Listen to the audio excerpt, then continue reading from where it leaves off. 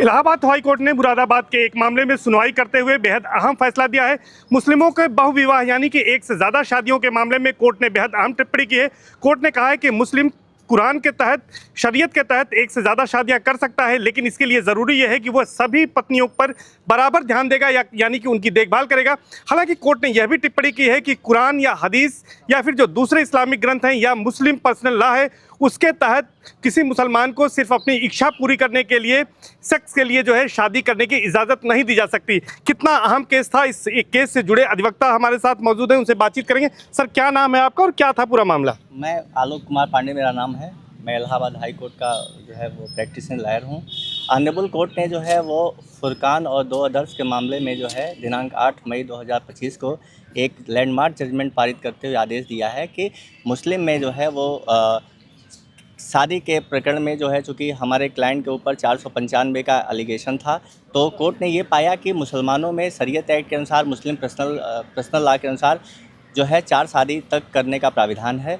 और फुरकान ने जो है वो दूसरी शादी की थी और पहली बीवी की जानकारी और दूसरी बीवी की जानकारी में शादी हुई थी।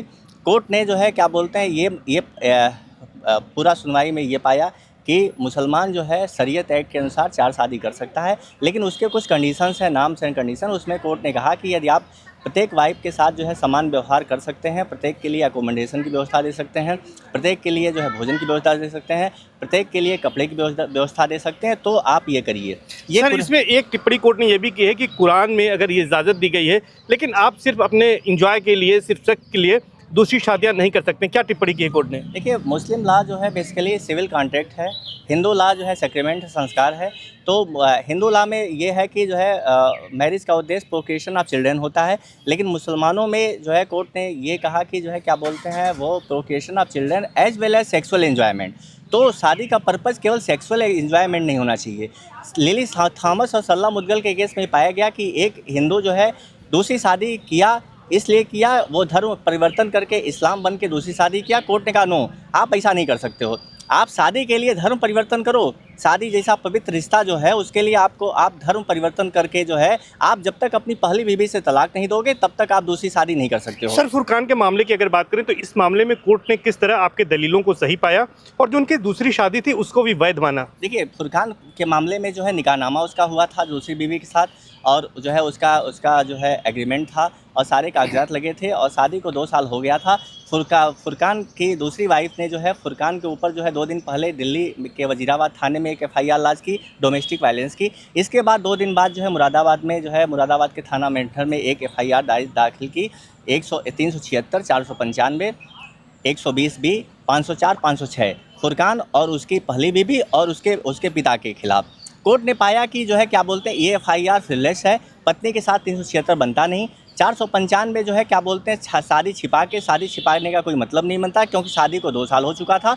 और मुसलमानों में 494 लागू नहीं होगा, क्योंकि शरीयत एक्ट और मुस्लिम पर्सनल लॉ के तहत शादी हुई, जिसमें 4 शादी आप कर सकते हो। यहाँ फुरकान जो है अपनी याचिका में क्या उन्होंने प्रेयर की थी जिसको लेकर यहाँ पर आए थे और कोर्ट ने किस तरह से उन्हें रिलीफ दी? फुरकान जो है chargesheet summoning order, cognizance order के खिलाफ आया था। उसके खिलाफ 376, 495, 120, 504, 506 की संगीन धाराओं में उसके खिलाफ कॉग्निजेंस लिया गया था। उसके खिलाफ जो है माननीय कोर्ट बिलो से जो है वारंट इशू था। उसके खिलाफ जो है वो यहाँ आया और कोर्ट ने तत्काल जो है वो सुनवाई करते हुए, डिटेल सुनवाई करते हुए, करीब सुनवाई जो है 2-2.5 घंटे चली जो है, और उस पर कोर्ट ने जो है क्या बोलते हैं हमारे तरफ से भी सुना और जो है क्या बोलते हैं गवर्नमेंट के अधिवक्ता की बात सुनी, और उसके बाद जो है जजमेंट को रिजर्व किया। रिजर्व करते हुए जो है क्या बोलते हैं ये जजमेंट पारित किया, और ये जजमेंट जो है क्या बोलते हैं इस न्याय सिस्टम के लिए एक जो है क्या बोलते हैं एक नज़ीर बनेगा, क्योंकि इसमें माननीय कोर्ट ने सारी चीज़ों को जिक्र किया। चूँकि हमारे तरफ से जो प्ली ली गई थी कि जो है इसमें जो है किस कोर्ट में इसकी सुनवाई हुई है और अब अगली सुनवाई इसमें कब तारीख रखी गई है? ऑनरेबल जस्टिस अरुण सिंह देसवाल की कोर्ट में, कोर्ट नंबर 75 में जो है इसकी सुनवाई हुई थी, और अगली तारीख इसी महीने की जो है 25 तारीख के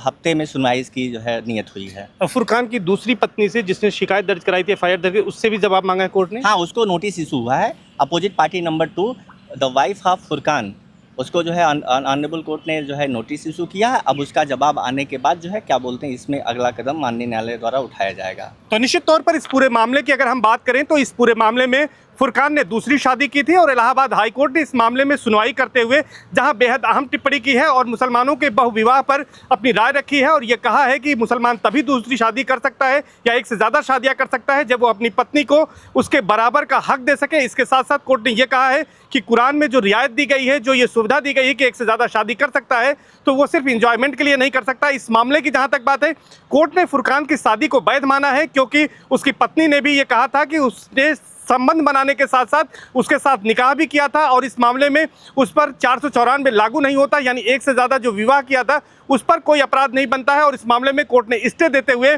26 मई के हफ्ते में इस मामले को सुनवाई के लिए दोबारा पेश करने का आदेश दिया है। इस पूरे मामले की सुनवाई अरुण कुमार सिंह देसवाल की सिंगल बेंच में हुई है।